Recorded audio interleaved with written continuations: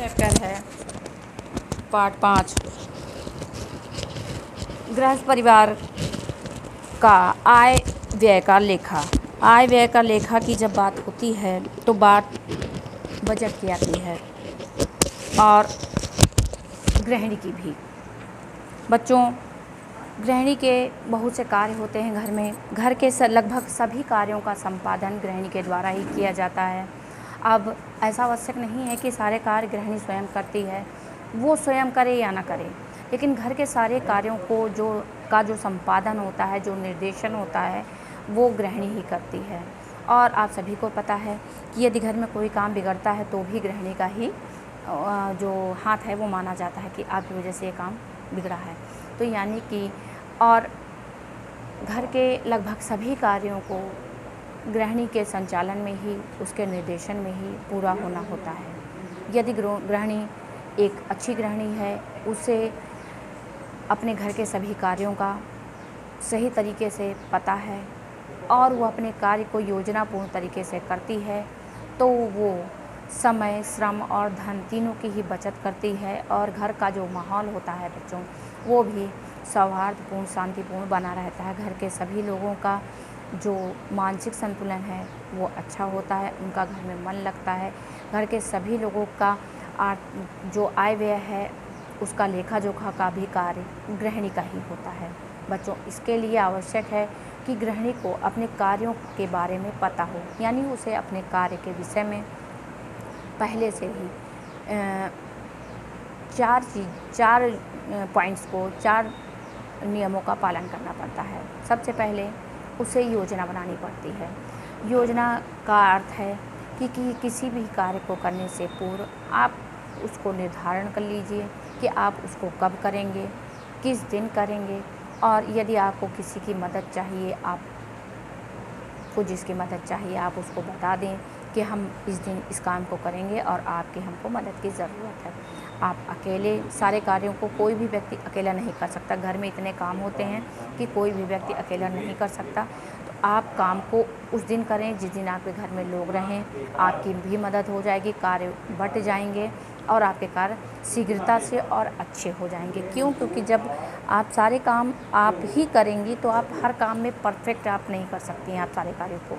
और जब वो काम बढ़ जाते हैं तो जिसको जो काम, जैसे आपको पता होगा कि आपके घर में किस व्यक्ति को कौन सा कार्य करना अच्छा लगता है, आप उसकी योग्यता के अनुसार, उसकी आयु के अनुसार कामों को विभाजित कर दीजिए, तो काम बिल्कुल अच्छे से और आसान तरीके से समाप्त हो जाएंगे और समय की भी बचत होगी। आप जो समय आपका बचता है आप उसे अपने लिए अन्य कार्यों में भी उसको लगा सकती हैं। जो आपको पसंद हो आप वो कार्य कर सकती हैं। दूसरा है बच्चों, योजना के बाद है योजना पर नियंत्रण। यानी कि आपने सोच लिया कि कल मुझे ये बहुत सारे काम करने हैं, लेकिन कल आपने दूसरा काम कर लिया, आपके वो सारे के सारे काम वैसे ही पेंडिंग पड़े हुए हैं, तो भी ठीक नहीं है। यानी आपने जो योजना बनाई है आपको उसको ही फॉलो करना है। आप उस पर नियंत्रण रखिए। आपने जिन कामों को सोचा है सिर्फ आप वही काम करें। ये नहीं कि आप एक साथ कई काम फैला दें, उससे आप भी परेशान होंगी और आपके घर के अन्य सदस्य भी परेशान होंगे।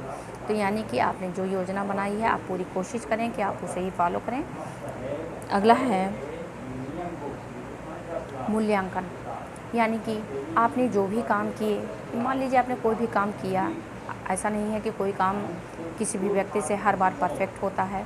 यदि आप कोई नया काम कर रही हैं, कोई नई चीज़ चला रही हैं, कोई नया उपकरण यूज कर रही हैं, तो आपसे कुछ त्रुटियां हो सकती हैं। तो हर इंसान अपनी गलतियों से कुछ सीखता है, तो आपको भी अपनी त्रुटियों के बारे में पता चल जाएगा। तो आप जब नेक्स्ट टाइम उस काम को करेंगी तो आपसे वो गलतियाँ नहीं होंगी। आप ध्यान रखेंगी उस चीज़ का कि पिछली बार मुझसे ये गलती हुई थी, ऐसा करने से ये गलती हुई थी, अब ऐसा नहीं होगा। यानी कि आप मूल्यांकन अपनी चीज़ों का करिए कि आपने जो भी काम किया था उसमें कहाँ त्रुटियाँ थीं और कौन सा काम आपका एकदम सही हुआ था। यानी आप किस तरीके से काम करेंगी तो आप सही रहेंगी और कहाँ कहाँ त्रुटियाँ हुई थी आप उनको सुधारने का प्रयास करेंगी।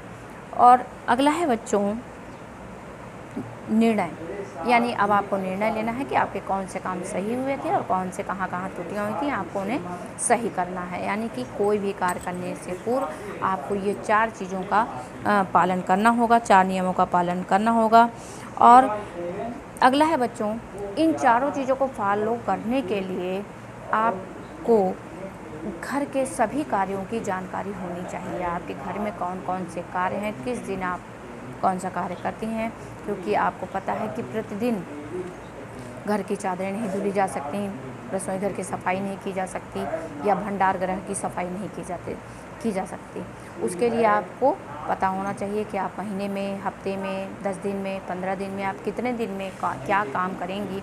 साप्ताहिक सफाई कौन सी है, मासिक सफाई के अंतर्गत आप क्या करेंगी।